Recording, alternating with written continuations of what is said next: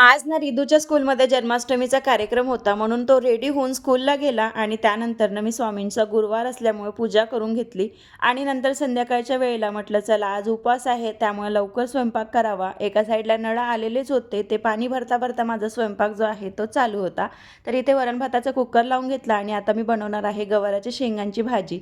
उपास म्हटलं की थोडंसं साधंसुधं जेवण असलं की छान जेवण होते म्हणून मी थोडंसं साधंच बनवलं. तसंही सणसूद चालू आहे त्यामुळे तळण ह्या त्या गोष्टी आपल्या चालूच असते.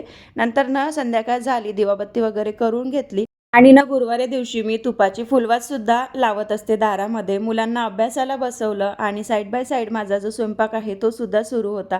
इथे भाजी मस्त झाली, त्याला वरून असं शेंगदाण्याचा कूट टाकून घेतला आणि सांबार वगैरे टाकून भाजी एकदम मस्त रेडी झालेली होती. पोळा वगैरे टाकून घेतल्या आणि त्यानंतर नैवेद्य ठेवून आम्ही सगळ्यांनी मिळून आरती केली आणि उद्या 15 ऑगस्ट असल्यामुळे यांचं कपड्यांना प्रेस करणं चालू होतं.